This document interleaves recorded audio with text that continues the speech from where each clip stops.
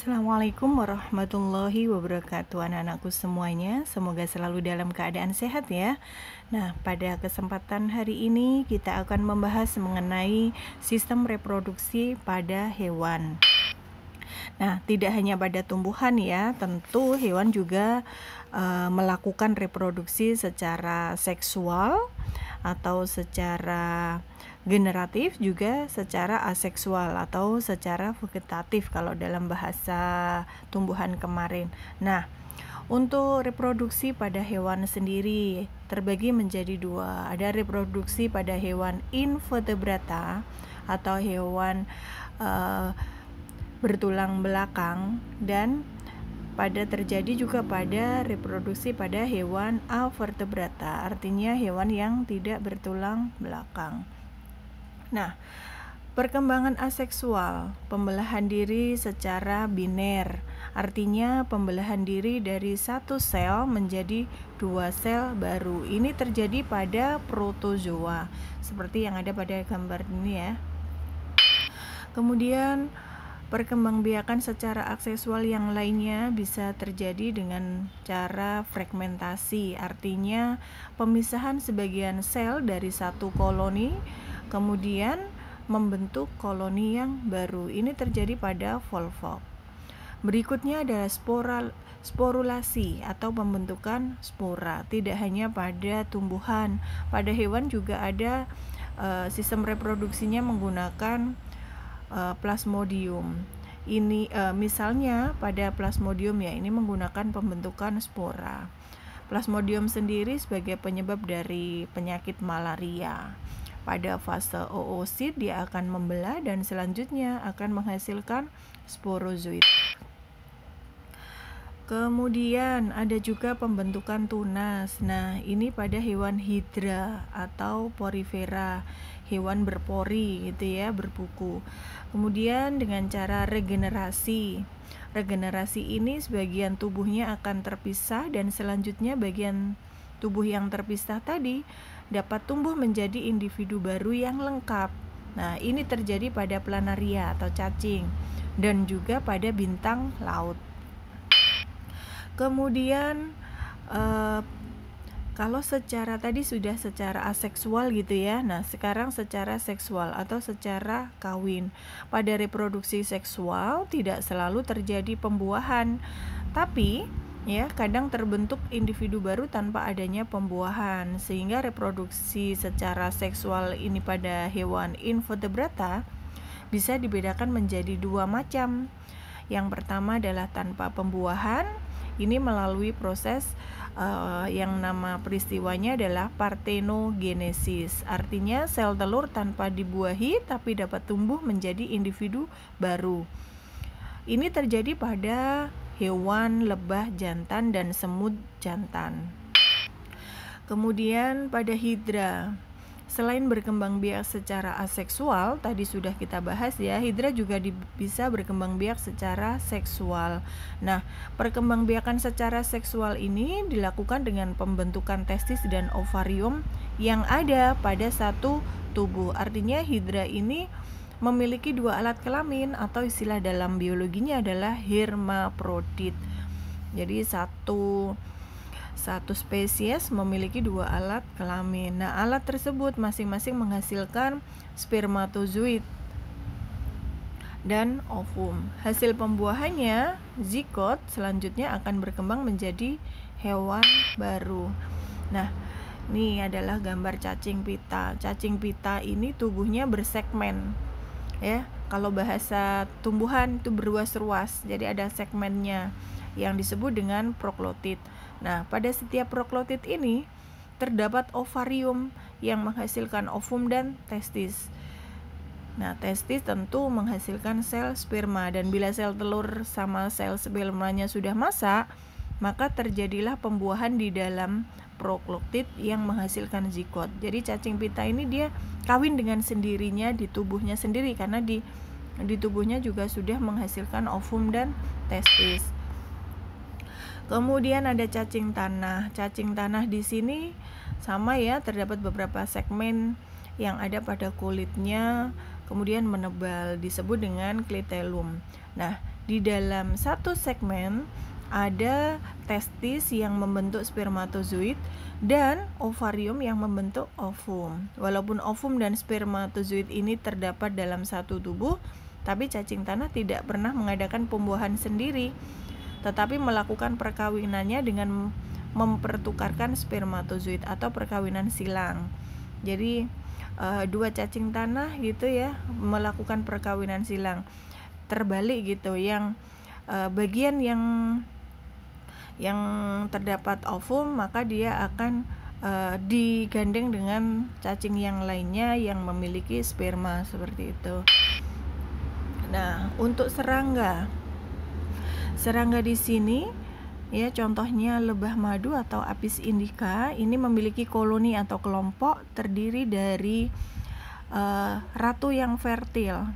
Jadi fertil ya ratunya, artinya pejantan fertil itu dia bisa dibuahi. Kemudian ada juga pejantan fertil yang mana setelah dia nanti membuahi dia akan mati, artinya mati setelah kawin. Juga ada beberapa pekerja yang mandul atau steril. Jadi pada satu kelompok serangga lebah ya, ada satu ratu yang dia bisa dibuahi, ada satu pejantan yang nantinya bisa membuahi, dan beberapa pekerja yang mandul. Pada waktu kawin, sperma dari jantan disimpan dalam kantung sperma di induk betina. Sperma ini adalah cadangan sperma selama ratu hidup. Bila telur yang telah matang dibuahi oleh sperma, maka telur tersebut akan berkembang menjadi calon ratu dan calon pekerja atau prajuritnya. Sedangkan yang tidak dibuahi akan berkembang menjadi pejantan. Nah, lebah pekerja dan prajurit ini menjadi mandul karena pengaruh dari lingkungan. Biasanya kurang makan karena dia terforsir untuk bekerja mengabdi pada ratunya, seperti itu. Nah, sekarang kita akan membahas mengenai sistem reproduksi pada hewan vertebrata, hewan bertulang belakang. Nah, dulu di kelas 7 kita sudah pernah membahas ya nak ya, bahwa vertebrata itu nanti terbagi menjadi ada berapa ya? Ya, ada mamalia, ada aves, ada pisces, ada reptil, dan ada amfibi. Nah, vertebrata hanya dapat berkembang biak secara kawin atau secara seksual. Artinya dia tidak bisa melakukan perkembangbiakan secara aseksual atau tidak kawin. Pada beberapa hewan vertebrata ya, ini melalui terjadi reproduksinya melalui peleburan antara ovum dan spermatozoid. Nah, pembuahan pada vertebrata dapat terjadi di luar tubuh maupun di dalam tubuh. Ini terjadi kalau di luar tubuh, maka fertilisasinya eksternal. Nah, contohnya ada pada ikan dan katak. Jadi di luar tubuh, sel telurnya dikeluarkan dulu baru terjadi pembuahan di luar. Bila pembuahannya terjadi di dalam tubuh, maka disebut dengan fertilisasi internal. Nah, ini terjadi pada reptil ya, pada aves, dan juga pada mamalia. Kemudian, nah, ada istilahnya perkembangbiak hewan ovivar gitu ya, hewan yang berkembang biak dengan cara bertelur. Nah, ini biasanya ada pada sejenis aves gitu ya, ada burung, amfibi, juga sebagian dari reptil. Ini juga terjadi pada ikan. Kemudian ada ovovivipar. Ovovivipar ini bertelur dan beranak. Jadi dia selain menghasilkan telur juga bisa menghasilkan embrio. Nah, embrio ini berkembang di dalam telur. Pembedanya dengan ovipar adalah kelompok hewan ovovivipar ini tidak mengeluarkan telurnya dari dalam tubuh. Jadi embrio tetap tumbuh di dalam telur, tetapi tetap berada di dalam tubuh induk saat menetas dan keluar dari tubuh induknya tampak seperti melahirkan. Ini terjadi pada ikan hiu, pada kadal, dan beberapa jenis ular. Kemudian ada vivipar. Ini adalah hewan yang beranak.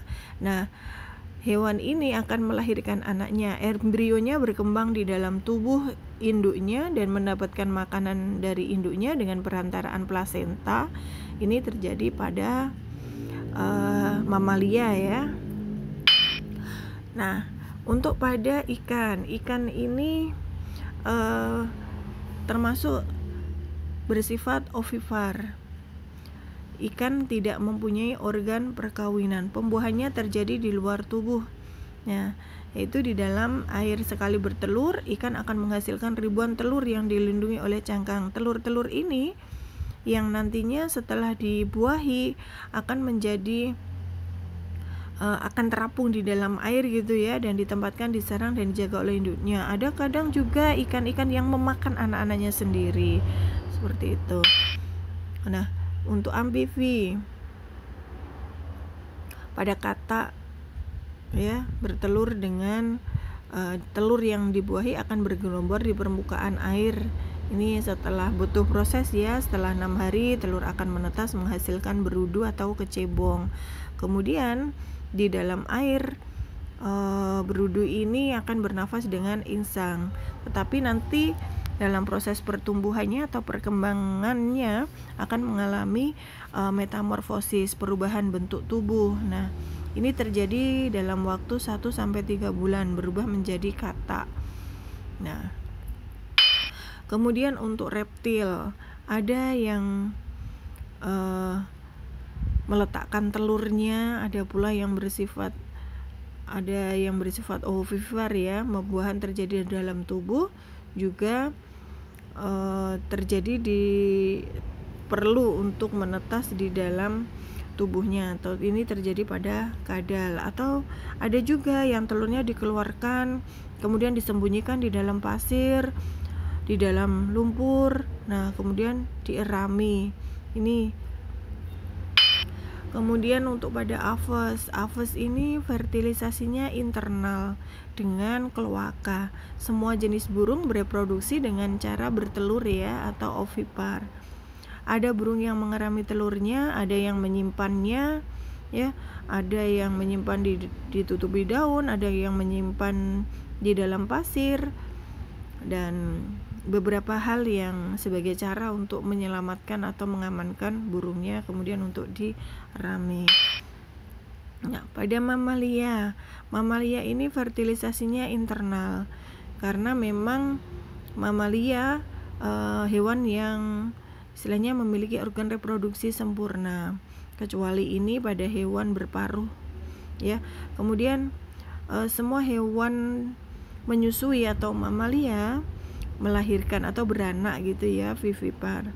Telur mamalia kecil mengandung sedikit cadangan makanan. Telurnya ini di dalam tubuh betina gitu. Kemudian setelah terjadi pembuahan yang dilakukan oleh pejantan, maka jika terjadi pembuahan maka akan berkembang biak menjadi individu baru.